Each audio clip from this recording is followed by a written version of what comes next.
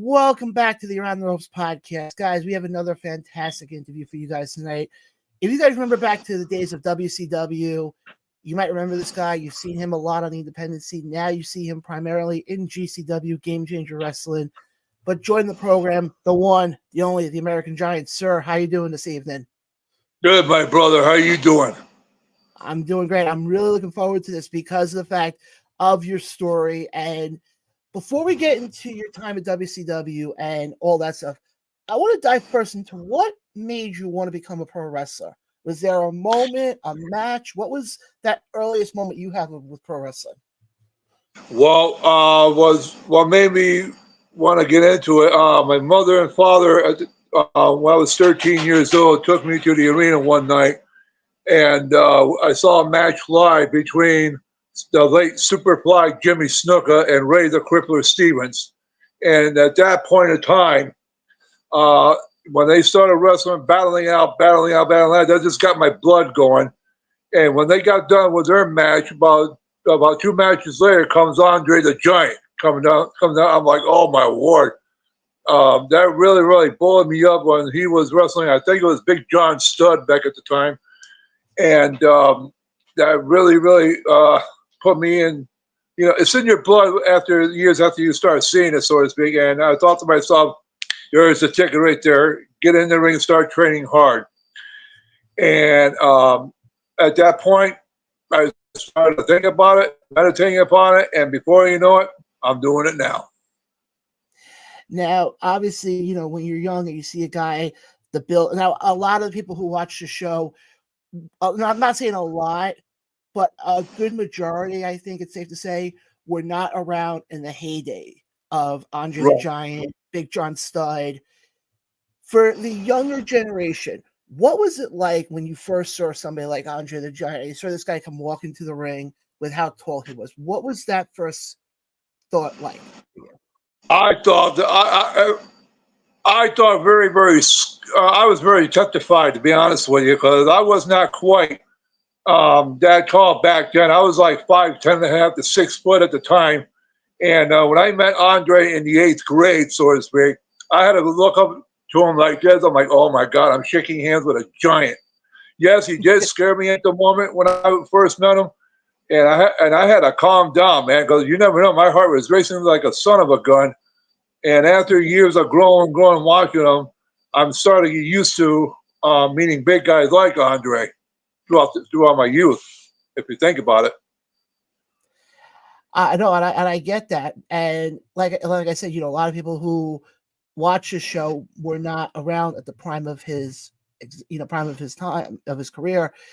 So you saw those matches. Now, who broke you in? Like, who trained you to become a wrestler? The great Malenko did.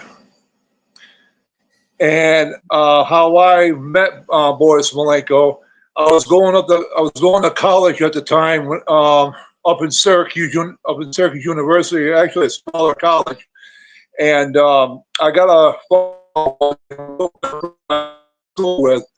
And he told me that I had a message from Mike Rotundo, IRS at the time. And he told me that there's a camp out of Buffalo, New York, who was run by the destroyer Dick Beyer. And he asked me to get a hold of Dick. So I called Dick one day, and Dick told me he just retired from professional wrestling. And he found out about me throughout the several months that however he found out, I don't know.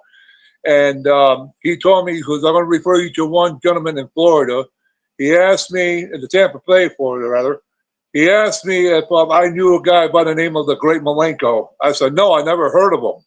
He goes, well, you know who Gordon Soley is, right? I said, yes, I know who Gordon is. And he said he worked for Gordon back in the 60s and 70s. So I said, okay. And I thought it was Boris Zukov at first. I had no idea it was somebody different. He told me he's going to refer my number to him.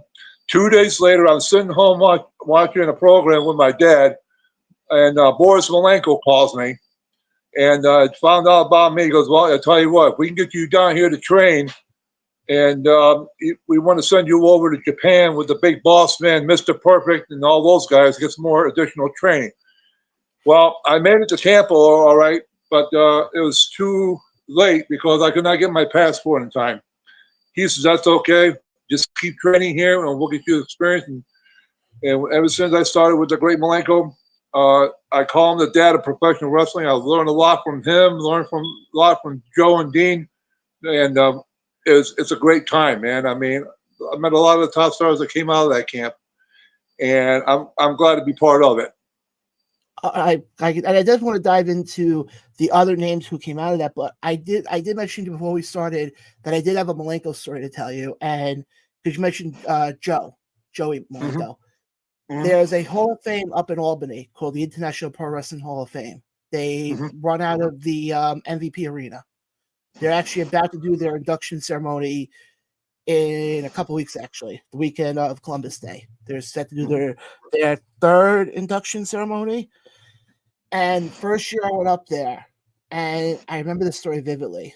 This individual, because part of the experience is you get to, mingle with the wrestlers and actually talk to them and actually get to know them. This individual comes up to me. Now, I had no idea who he was. I didn't put two and two together. The guy I was with is biting his lip because he knew exactly who it was. I'm talking to this individual like it's a regular wrestling fan. Yeah, lo and behold, I found out it was actually Joey Malenko. Oh, I believe it. I heard he was up there, and I didn't know he was going for a Comic-Con or whatever they have booked. But one thing I will say about Joe Malenko is he's one hell of a guy, brother. I mean, you get to know, and he can rib you at times when he wants to. But I tell you what, when it comes to business in the side of the ring, Joe means business along with Dean. That's how they work. They work as a tag team. They do what they do. I much love and respect for those guys. They're like brothers. Let's put it that way. Oh, believe me, I totally get that. Now, you said that there was a lot of big names who came out of the Malenko camp. For people who are watching who may not know, can you just tell us some of the names that came out of that camp? Well, one of them was Demolition Axe, the Masked Superstar. He came out of there. The Cooker, Bob Cook, came out of there. Barry Horowitz came out of there. The 1-2-3 Kid, Johnny B. Bad, Johnny Ace, I think, came out of there. Nasty Ned Brady came out of there. Dr. G came out of there, and there's a lot of them. And as a matter of fact, Isaac Yankem Dave Diaz came out of there. And as a matter of fact, I'll tell you a little story about Kane. One time I started my program, Malenko tells me, he goes, I want you to get in the ring and work out with Kane. I'm like, okay, no problem. And before you know it, one wrong move I did to him, and he gave me an initiation I'll never forget. I'll put it to you this way. Blowing gas inside the ring as initiation, you got it. You are automatically, you know what I'm saying. But working with Kane was a good experience. I learned a lot from him. Great guy. And I'm very proud of him today that he's actually, I think, the mayor of Tennessee. Is that right? Mayor of Knox County. Yes, Knox County, yeah. Great guy. I enjoyed working with him at the time. He was a good guy. That's all I can say about him. He seems very genuine, very down to earth. But I want to now dive into, because like I said, you were in WCW, I think in 96 or 97. 96. 96. Now, were you ever in WWE, or was it just strictly WCW? It was WCW. I want to tell you a little quick story about the WWE. I went up to Vince McMahon one time, and I didn't know about this until I learned afterwards. I told him, I said, if you need somebody to wrestle on your show, let me know. I'll be more than happy to. Slaps his hand away from me, and he says, get away from me. We don't deal with jabronis from Tampa Bay at all. And before you know it, he got real arrogant with me. I thought, well, okay, no big deal. I thought I asked. It got back to Malenko. And Malenko told me, he goes, did you ask Vince? I said, yeah. He goes, just learn from me. You'll go far away and far ahead. and I started learning from there. Now, you were in WCW. Obviously, it was before the heart of the Attitude Era, because you were in there in '96. I think the Attitude Era started like '97, '98. I was there in '96. Yes, for a very short run. Yeah. Now, when you were there, did you see, like, what was the atmosphere like, knowing what was about to transpire in the next couple of years? Well, number one, they were all active wrestlers, and things started changing when they started changing things for the shows.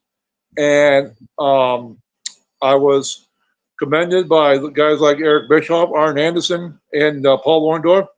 And, working with those guys back then is much different than it is today. I'll put it that way, my friend. Believe me, I watch back to a lot of those old WCW stuff, especially now you can get a lot of them on Peacock. And guys, if you're a wrestling fan, I highly recommend going back to watch the older stuff, because, to be honest, a lot of times the older stuff depends on the day. A lot of times the older stuff is a lot better than the stuff we see right now. It depends on the day. I totally agree. Totally agree. No, what I was going to say is that's how I watch a lot of the older stuff, because I've always said I'm never going to step foot in a ring. I'm not athletic in that sense, but I'm always a student of the game, and I always want to learn, and I always want to watch, and I will be the type of person, I kid you not, that where I'm sitting right now, this goes back several years ago. I used to have a double computer set up, and on one monitor I had at one point Ric Flair and Dusty Rhodes during one of their classic. But those are the matches that I'll watch. I'll watch a lot of the older stuff because I want to see, how much wrestling was different and how much, it has changed. I mean, you're talking about almost 30 years ago at this point. Right. And so when you were in WCW, who were some of the people that you worked with as far as in-ring goes? I had a tag match. I tagged up with the late Pistol Pez Watley, and we wrestled Scott Hall, Kevin Nash, the Outsiders, for the WCW World Tag Team belts. And we got our, and I'll be honest with you, we got our butts whipped that night. But they polished us off. And there was another one after he left WCW. His name was Nasty Ned Brady. I worked with him on the independent show, and we had a great solid match. Nasty Ned cheated as always, and before you know it, I took this one 12-foot-inch chain, whatever, and whacked him in the head one night. And before you know it, his manager seems to wake him up and nail me with it, and he got the victory over me on that. I'm like, man, how, when it comes to being nasty, it's like Nasty Ned likes to cheat. Like he likes to cheat. Let's put it that way. I totally get that. You mentioned working with Kevin Nash and late great Scott Hall. Yeah. Obviously, they're known for making the infamous run in and kind of were the starting points for what ends up becoming the Monday Night Wars. When they first started there, did you guys know beforehand that they were coming, or was that a surprise to you guys who were in the building? Well, that was a surprise for me, because that night I almost worked security that night, and that actually happened at the Bayfront Center in St. Petersburg. And one of the bookers from WCW came up to me. He knew who I was. He goes, Paul Orndorff wants to see you in the office. I said, why Paul Orndorff? And I was like, wow, okay. So when I went back there, they asked me if I was willing to go into a tag match, because they found out about me somehow that I graduated from Malenko's camp at the time. And he asked me, he goes, would you be willing to tag up with Pistol Pez Watley to wrestle the Outsiders? I'm like, wow, okay. He asked me if I had my gear with me. I said, yeah. He goes, you want to go on TV to wrestle? I said, sure. So I got with Pistol Pez Watley. We went over some strategies. And I was shocked that they asked me. I really was. I never thought it was going to happen. And I tell everybody else, especially today, you never know what's going to happen in this business. You never know. And since then, things have started to fly up even more. And I just couldn't believe it. The next short of time, Go ahead. within that short of time, my career started to fire up real good, really well. Well, And let me ask you this though: I'm sorry? when that moment happened, and you were told that you'd be tagging against the Outsiders, have they ever told you, even to this day, why they chose you guys? Well, number one, they had Pez in mind, and apparently Pez's partner couldn't make it or something. I don't know what the deal was. I think he had an emergency in his family or something, and the booker saw me, and I said, "Yeah, I'll replace him. Why not? Get the experience." And now, mind you, I just got out of the camp. I wanted to get more experience working with the upper talent. And if you don't get that experience while you can, then how are you going to get it? You got to keep plugging away with it. You get the experience, as much experience as you can, as Boris Malenko would say. Get as much, no matter who it is. Get the experience and get it down to where it's going to be comfortable for you, and you're going to do very well after a while. And sure enough, things are going pretty well since then. And what better way to get that first experience in with two guys than Kevin Nash and Scott Hall? That's true. That's very true. That's like saying, okay, you play for the Yankees and Derek Jeter is out, and you play in single A or you play in the double A, and it's, oh yeah, well, we need you to come up to the Yankees to fill in for Jeter for a couple weeks. That's the same scenario, except different sport. It can happen in anything.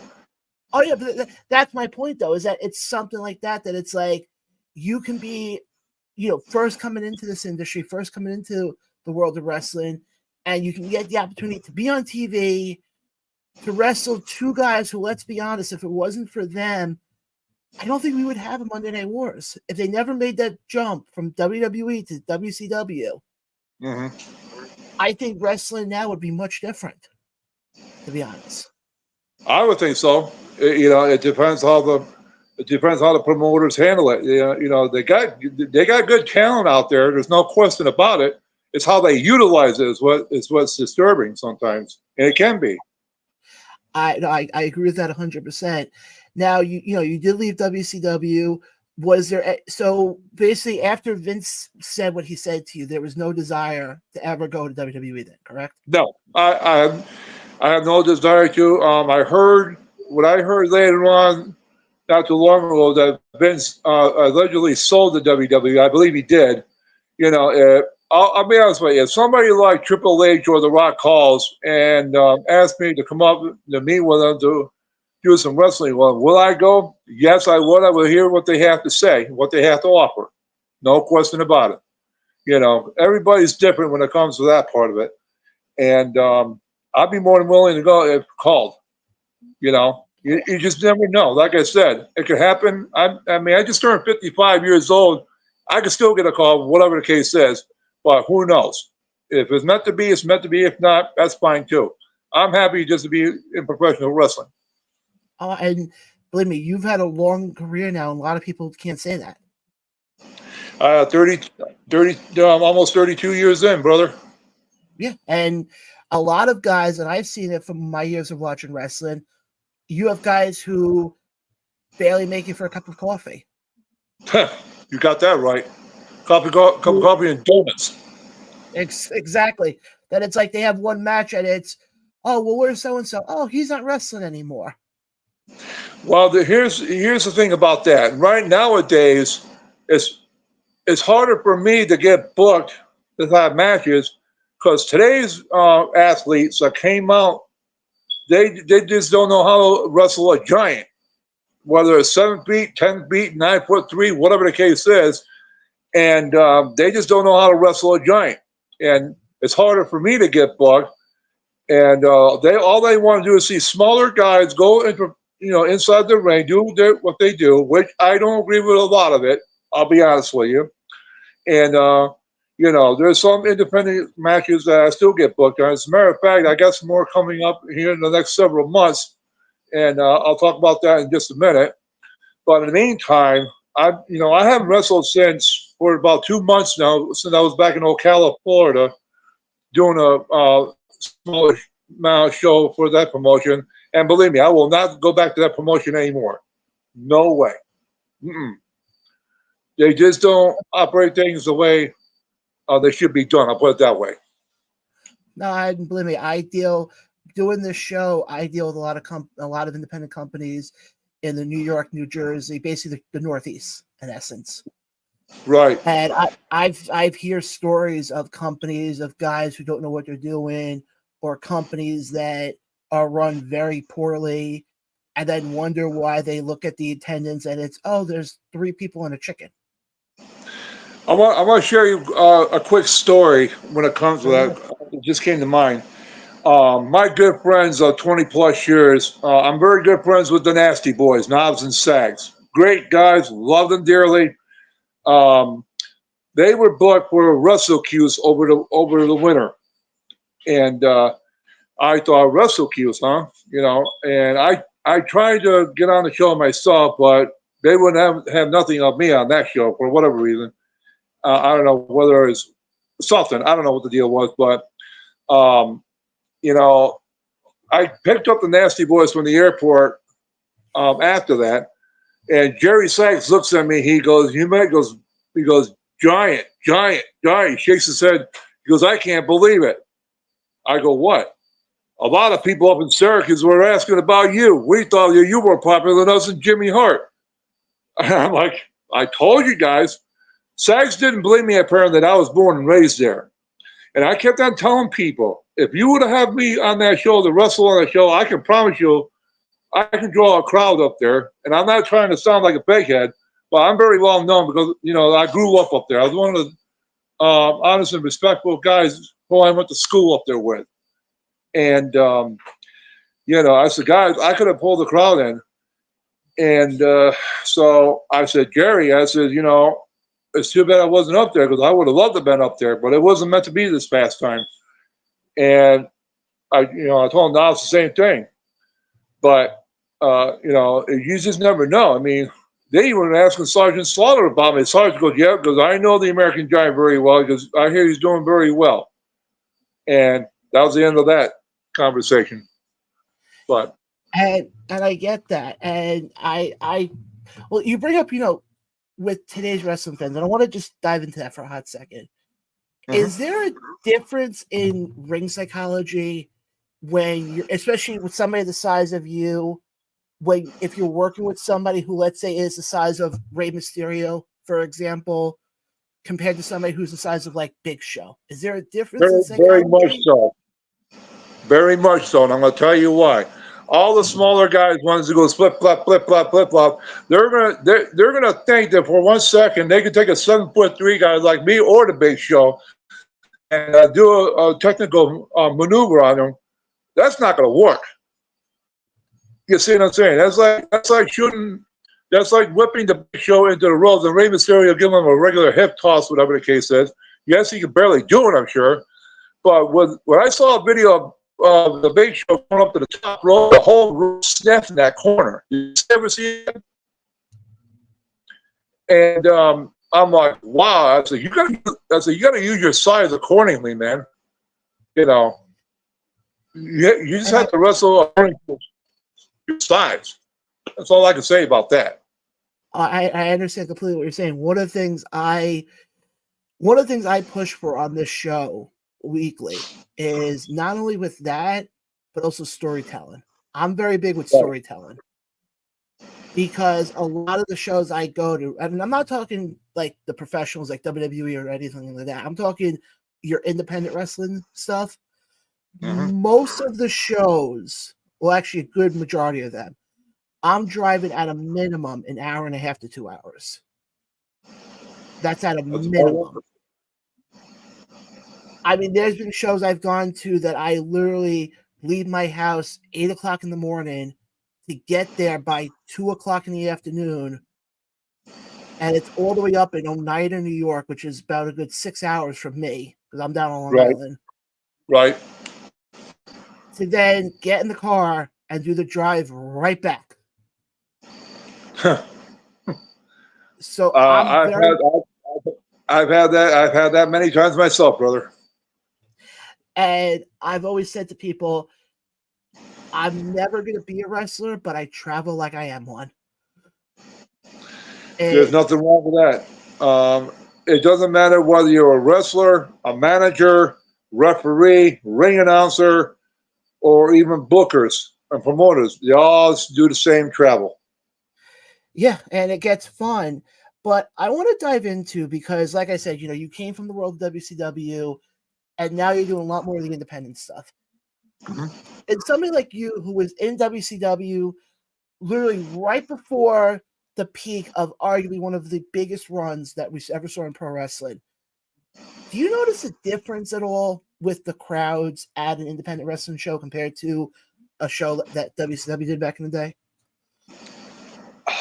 I would say yes to that, because, like I said, it depends how they react to today's shows today. Independent shows, they get into it still because they put great solid matches on. But when it comes to the WWE and TNA and all them guys, how can I say this? They make it look like a circus at sometimes. That's what makes the difference with the crowd. They're not, some people are like, what's going on here? And especially, I've seen wrestlers on video from DNA or Impact. They're spinning inside the ring, going boom, boom, boom, boom, boom. And a lot of fans are like, what the hell just happened? You see what I'm saying?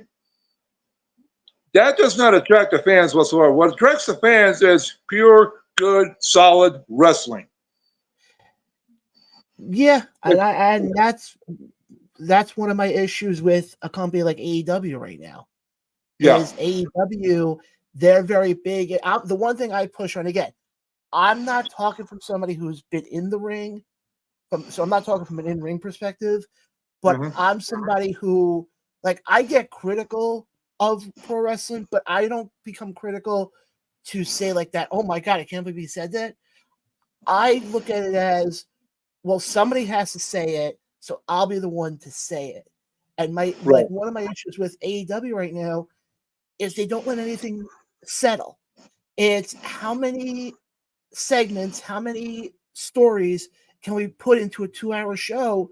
That I remember there was an episode I was watching a couple weeks ago. I was cleaning up my kitchen from dinner, and all of a sudden, in the time span of 10 minutes, they had 3 different stories that happened. Right. And I'm going, how can anybody sit there and enjoy this when you literally have to sit there and figure out what the hell just happened 10 minutes ago, but you're going to be 4 stories behind? Exactly. You have to spread it out. You have to spread it out, no question about it. You just can't have it done. You just can't have, I'll say, for instance, a female manager go in there, get knocked out by another female manager, and somebody drops a leg on her, and all of a sudden the storyline's done. What? It don't make no sense on that. No. I just don't get it. I mean, they gotta have several months of storytelling. Then you say, that's it. Like, I'll give you a great example. I actually just spoke about this last night on my show. In a couple of weeks, AEW is going to be down in Queens, New York for Grand Slam. And they were supposed to have a match originally between Bryan Danielson and Darby Allin for the World Heavyweight title. All of a sudden, we saw it all out a couple weeks ago. They did an angle where some of the guys that were in Bryan Danielson's stable turned on him, and they used a plastic bag. It went all over social media. They turned around and said, okay, we're pulling the match because we're not sure Bryan Danielson is able to compete. Okay, I understand that. But then you turn around in the next segment and have Jon Moxley, or formerly known as Dean Ambrose from WWE, turn around to Darby Allin and say, I'm challenging you for the World Heavyweight title because I don't think you're World Heavyweight title material. Okay. Again, I don't have a problem with that. Then the next segment, you have Nigel McGuinness, who's a commentator who just made his in-ring return, come back into the ring and say, "Oh, I'm challenging Bryan Danielson to a match at All Out at a Grand Slam," and I'm sitting, I'm going, "You have 2 weeks for probably one of the most storied rivalries in pro wrestling, and you're giving it a 2-week build." That's my issue, and that's sort of where I was going with the whole thing with AEW is they just throw stuff there just to put stuff there. There's no meaning behind it. Mm-hmm. Right. But I want to get back with you because I know one of the companies that you work with right now is GCW, Game Changer Wrestling. Yes. How did Game Changer Wrestling? Did you know about Game Changer Wrestling beforehand? How did that whole thing come to fruition? Well, one day I was coming home from work one afternoon, and the promoter of GCW emailed me and asked me what I was doing on a certain date. This was back in Tampa, and I said nothing. Why? He asked me if I would come to GCW have a match. I said sure, not a problem. I'll be more than happy to. And I went in there, got the match, and now GCW is a fine run company. They know how to do things right as far as bringing a crowd in and setting up matches and everything else. And I was scheduled for a match, and that led to the clusterfuck in Philadelphia, Pennsylvania during WrestleMania weekend. And I had a great time that night. I defeated my opponent that night in Tampa. I lost in Philadelphia. 2 or 3 guys, especially one little midget wrestler. I forgot what his name was. 3 of those guys took me over the top rope, and that was the end of that. And it's like, wow, okay. I thought, well, okay, that'll be done. And I enjoyed going to GCW. Anytime they call, I'm more than willing to go there. I mean, I commend their organization at this point. Is there anybody on the GCW roster that you've seen, when you're at the show in Tampa, then you were at the show in Philly, or any of them that you know of that you would like to, if Brett Lauderdale called you and said, okay, we want to put you against this person, that you'd be like, okay, is there somebody on the roster that you would like to have that happen with? It don't matter who it is. As far as I know, I'm on the roster with GCW. If they call me and ask me to wrestle, I'll be more than willing to come at any time. They treated me very, very well. I had a lot of respect for them organization, and I'll wrestle for them at any time that when they call, and no question about it. It doesn't matter who it is, and they can bring in a special guest. Say, for instance, if they want to have me wrestle Kurt Angle, I'll be more than happy to wrestle Kurt Angle. That's not a problem there. Just do my best and wrestle hard. Try to go for the win. I mean, he's more experienced than I am in some areas. Don't get me wrong, but the thing about it is, it's a good, solid match. That's all I care about. And to be honest with you, if you don't have a good solid match, then you're not going to put butts in seats. They want to come back and see more wrestling. It's just that simple. I completely agree with you on that. Obviously, just for the fans to know, GCW does make their debut at the American Dream Mall, East Rutherford, New Jersey, on November 23rd. Definitely go get your tickets. They do have a fan fest starting at 11 a.m. that morning. You do have the opportunity to meet guys like the American Giant just mentioned. Guys like Kurt Angle will be there. I think Mick Foley was also announced. And I have a good feeling that plenty of other big names are going to be announced. Now, is there a possibility we could be seeing you there? You don't have to say yes or no, just is there a possibility we could be seeing you at that show? That show, no, because I was not asked to be booked. I mean, once they make their announcement, formally it's done, and that show will not be there, no. Okay, now with all that being said, you look at GCW. When is the next time that the fans of GCW will be able to see you in a GCW ring? This is going to be a big surprise at the moment. November the 11th. I'm sorry, the 14th, excuse me, November 14th, I think it is. I will be in Louisville, Kentucky for the GCW event. I was asked to come to wrestle. I accepted it. I'm booked for GCW on November 14th. And I'm looking forward to going back to it. Guys, you heard it right here. You can catch the American Giant in November, in Kentucky for the GCW show. You guys, you're not going to want to miss it. It's going to be a lot of fun. But American Giant, before we let you go, I got a couple more questions before we wrap things up. These are going to kind of be like short questions. Favorite venue that you performed in? What was your favorite venue to perform in? Favorite venue? I'm going to say the Tampa Sports Auditorium in Tampa, Florida. That's where all the top stars came out. I totally get that. Next question. Favorite opponent that you feel like you have the most chemistry with? I got one name that I'll give to you. Fidel Sierra, the Cuban assassin. Because I'm trying to ask promoters to book a rematch between me and the Cuban assassin. Nobody wants to book it for some reason. I am petitioning any booker in professional wrestling on the independent scene. Please sign a match between USA versus Cuba. There's a lot of cheaters going on inside the squared circle. I have much respect for the Cuban assassin as a professional athlete. Very respectful. When it comes to cheating, I got to put a stop to it somehow. He's been around a long time, and I commend him for being a professional athlete. But the cheating, I have a problem with. I was just about to say, I have connections to a few other independent companies. I could put the bug in their head. USA versus Cuba, I promise you one thing, that will put us in seats. I definitely agree with that. Now, last question I got for you is sort of an interesting question.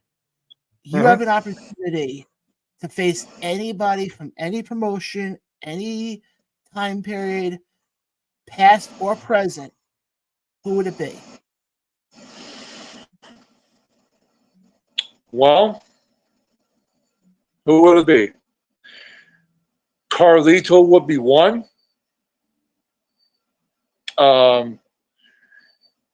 Past, I would have liked to possibly wrestle the late Mr. Perfect. He was even though he's not with us no more, if he was still with us, I would try not to get a match with Mr. Perfect. He's a great wrestler. You're gonna learn a lot of things from these guys. And I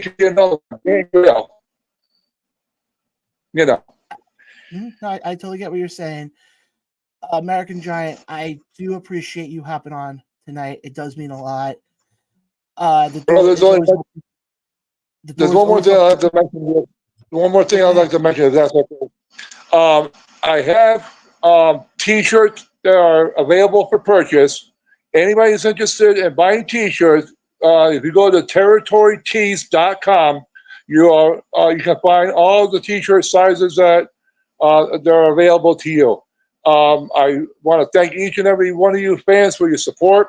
I ask that you continue to support. Again, if you are interested in getting T-shirts, please go to territorytees.com to order your T-shirt online. And I want to thank the distribution of Territory Tees for standing behind me as well. Absolutely. Definitely check that out. But again, American Giant, I do appreciate you hopping on. It was an honor to have you on. Definitely want to have you on again. The door is always open for you to come back on.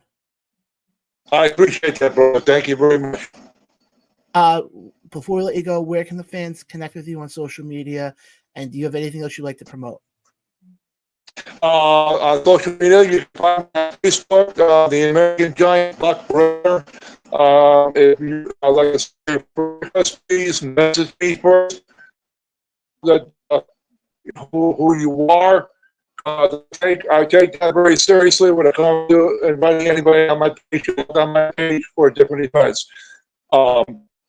Also, I will promote on the promoter. I will put more dates on there, upcoming shows I will be at, and any information that you guys know about me further, please come to me directly by messenger, and I'll be more than happy to talk to you there. No question about it. Absolutely. Again, sir, it was an honor to have you on, and I definitely want to have you on again. Maybe after the GCW show in Kentucky, we can definitely have you back on. That'd be great, brother. I appreciate you very much. All righty. Guys, American Giant, I'm John. This has been Around the Ropes Podcast. We'll catch you guys next time.